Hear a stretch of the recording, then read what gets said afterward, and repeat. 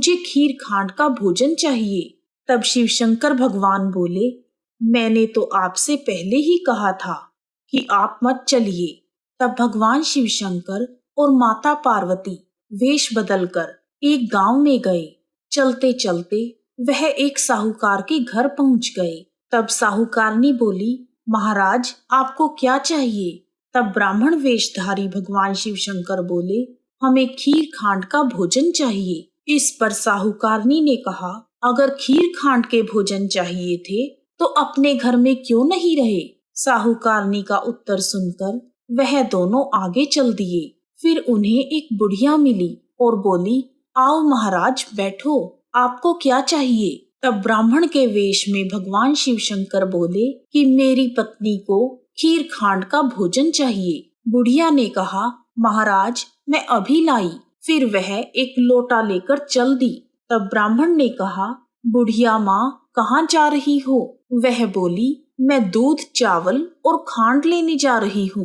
तब ब्राह्मण ने कहा, बुढ़िया माँ अपने घर में देख, दूध के टोकने भरे हुए हैं, चावल की परात भरी है और खांड की बोरी भी है। फिर बुढ़िया घर के अंदर गई और उसने देखा कि दूध, चावल और खांड सब कुछ है। फिर उसने खुशी खुशी खीर बनाई और भगवान शिव शंकर और माता पार्वती को जिमा दिया। उनके खाने के बाद बुढ़िया ने कहा, मैं इस बची हुई खीर का क्या करूं?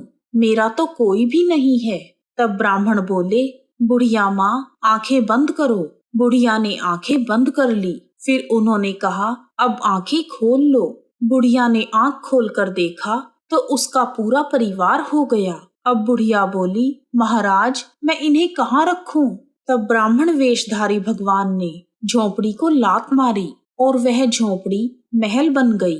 यह देखकर बुढ़िया बहुत खुश हुई और वह खीर के कटोरे भर भर के बांटने लगी। जब वह खीर देने साहूकारनी के घर गई तो साहूकारनी बोली, तेरे घर में खीर कहाँ से आई? तब बुढ़िया ने कहा, मेरे यहाँ खीर खांड का भोजन करने एक ब्राह्मण और ब्राह्मणी आए थे, उन्हीं के प्रताप से यह सब हुआ है। तब साहूकारनी ने कहा, मेरा धन तेरे घर कैसे आ गया? मेरे पास तो कुछ भी नहीं रहा। कहाँ है वह ब्राह्मण और ब्राह्मणी? तब बुढ़िया माँ ने कहा, वह दोनों अभी मेरे घर से निकले हैं। फिर साहूकारनी भागी भागी उनको ढूंढने लगी। रास्ते में उसने उन दोनों ब्राह्मण और ब्राह्मणी को देखा और बोली, मोड़ा मोड़ी ठहरियो, मेरा धन उस बुढ़िया को क्यों दे गए? तब ब्राह्मण वेशधारी महादेव बोले, तूने ना करी, तेरे ना हो गई। उसने हाँ करी, उसके यहाँ हाँ हो गई। मैंने तो ना तेरा उठाया और ना ही किसी को दिया। फिर साहूकारनी ने ब्राह्मण और ब्राह्मणी के पैर पकड़ लिए और बोली, महाराज मेरी गलती माफ करो, मुझे कुछ तो दे दो। साहूकारनी के इतना कहते ही ब्राह्मण और ब्राह्मणी बने हुए भगवान और माता पार्वती अपने असली वेश में आ गए और बोले, तेरे घीलड़ी में घी रहेगा, तेलड़ी में तेल रहेगा, काम तेरा रुके ना और धन तेरा जुड़े ना। इतना कहकर भगवान भोलेनाथ और माता पार्वती अंतर्ध्यान हो गए।